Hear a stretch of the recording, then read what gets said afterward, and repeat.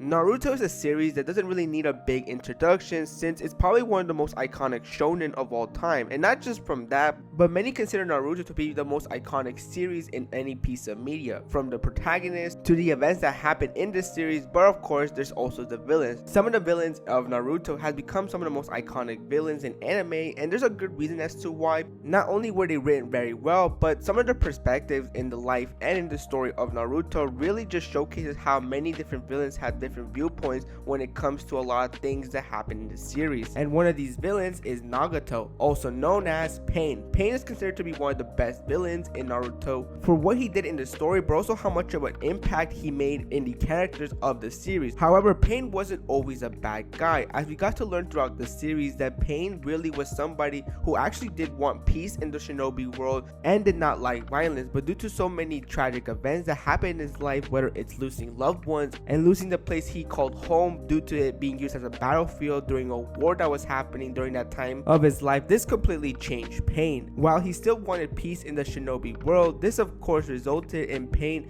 having to use any method necessary in order to create a peaceful world according to him, and this of course included violence and destruction, something that at first Pain was not a huge fan of, but due to everything that has happened in his life, this of course was something that he felt like he had to use in order to create the world that he wants to live in. Of course, this wasn't the only thing that made Pain interesting, as we come to find out throughout the story is that Pain actually used to be one of Jiraiya's students, the same person that was training Naruto, and we come to find out that he's actually the leader of the Akatsuki, a group that is determined to help Pain achieve his goals and his dreams that he wants to achieve. And we get to see how determined Pain and the Akatsuki is into making this goal happen during the Pain Assault arc, in which Pain and the Akatsuki attacked the Hidden Leaf, this being Naruto's village. And while many characters of the series try to stop him and the Akatsuki, it's very clear that Pain and the Akatsuki are on a different level, which wasn't really surprising considering the fact that before they launched their attack, Pain actually managed to kill Jiraiya, his mentor. And you have to keep in mind that Jiraiya was no weak opponent. He actually was a very tough opponent and was a very powerful ninja as well. So the fact that he managed to take down Jiraiya just showcased how strong Pain was. And like I said earlier, it was during this arc that we got to see some of our favorite characters in the series really have no idea how to take down Pain and his group. And even at one point, Naruto, the protagonist of this series, was put into a corner by Pain. And because of that, we get the most iconic but also the most impactful moment in Naruto, and that is the conversation between him and Pain,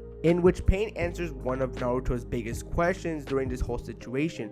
Why is he doing all this? In which Pain explains how even if he were to fully explain Naruto why is he doing everything that he's doing now, it wouldn't really change the way Naruto views him, because at the end of the day, he's still considered to be a bad guy in Naruto's eyes. But despite that, Pain continues with his explanation, revealing that the only reason why he's doing the things he's doing is because he wants to fulfill the dream that even Jiraiya couldn't do, and that is bringing peace and justice to the shinobi world. Of course, these comments anger Naruto, in which he counters by saying that what he is doing is the opposite of peace and justice, and he's the last person that should be talking about peace and justice. This comment doesn't really offend Pain, but just decides to keep talking to Naruto and ask him a question, and that is, what is his goal and what does he plan on doing? To which Naruto very quickly says that he's going to defeat him and that he's going to bring peace in the ninja world. Now, in a typical villain slash hero formula, normally the villain in this moment would make fun of the protagonist's goal and say how his goal is impossible to achieve. However, Naruto did this completely different, as in these moments, Pain is able to understand where Naruto is coming from. In a way, he sees Naruto's goals very similar to the goals that he's trying to achieve as well. And there's never a point in this conversation that Pain ridicules Naruto for what he just said or tries to say that his goals are impossible to achieve.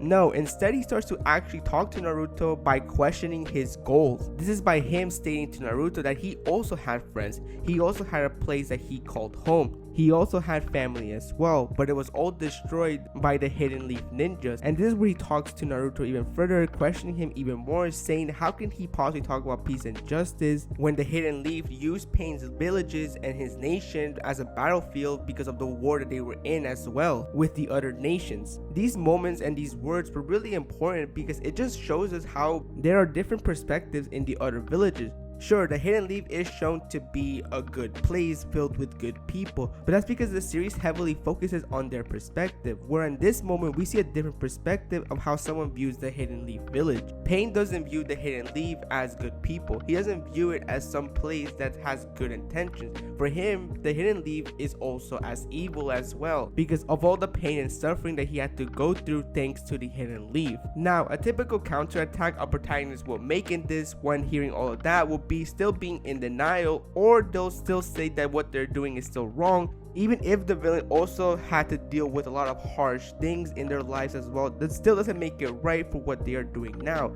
But in these moments, that is not what Naruto is doing. All Naruto is doing right now is just staying quiet and not really coming up with any excuse, because in these moments, Naruto has no idea what to really say to Pain after hearing everything that Pain just said about his family, his friends, and his village. And this is a big deal because while he may not like it, Naruto in a way can see what the point Pain is trying to make and can see why he's doing all the things he's doing to the Hidden Leaf. Even if Naruto isn't openly admitting or saying that to Pain that he might have a point, just by him being quiet for a long period of time, Naruto can't say anything at this moment because he could see that Pain isn't doing all this destruction and chaos just for the fun of it. No, just like Naruto, he has his own reasons to doing the things he is doing, and he's determined to fulfill his goals no matter what. And this is very clearly shown even more when Pain tells Naruto that he knows that Naruto has also dealt with a lot of things in his life as well, similar to him. He knows that Naruto has pain inside of him as well, and Naruto can't say anything back because he knows that it's true. Naruto is fully aware that he too also has to deal with a lot of things in his life as well.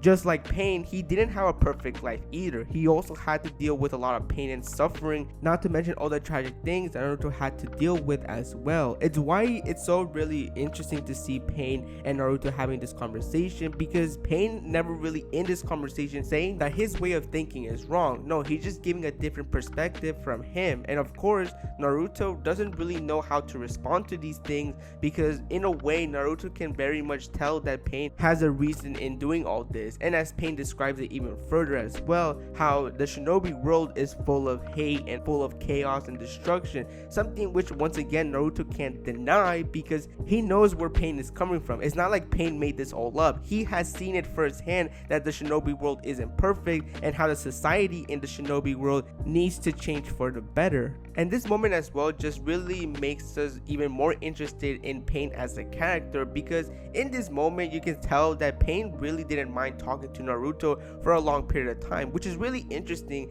if you think about it, because other characters in the series, whenever they had an interaction with Pain, he really seemed uninterested and he really didn't seem to really care about a ton of people. I mean, during his fight with Jiraiya, he didn't really seem to be bothered at the fact that he was killing someone that used to train him and used to be his mentor. But during his conversation with Naruto is something completely different, because he saw Naruto as somebody that he used to be, somebody that wanted to create peace, but not throughout violence, not without causing chaos and destruction to the people of this world. That's what Pain saw in Naruto, an old version of himself that he no longer is. And that's just some of the aspects that make Pain such a really good villain. In a way, in Naruto's viewpoints and in the Hidden Leaf's viewpoint, Pain is the villain that really is somebody that needs to be defeated. But once you look at Pain's perspective and his view things and a lot of the things that he's doing, you can kind of understand where he's coming from. I mean, this is somebody who has dealt with so much tragedy in his life and lost people he cared about just like that. So in a way, you can see where he's coming from, but at the same time, it doesn't excuse what he is doing right now. Sure, he did suffer a lot in his life,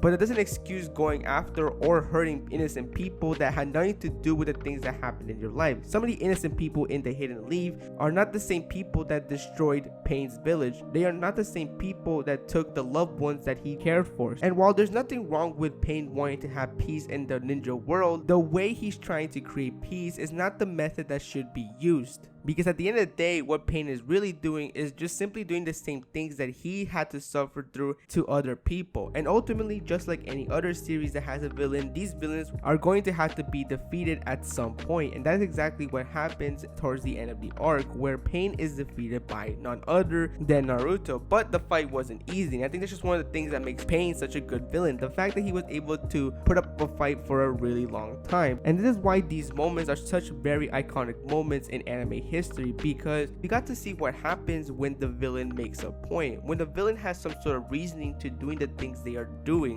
And this could lead as a result to not just the protagonist but many of the other characters in this series questioning if they might have a point and can understand where they're coming from. And that's why Pain is not only just an iconic villain in Naruto but in villains in anime as a whole. And that's where I'm going to end today's video. Hope you enjoyed it, and I'll see you next time.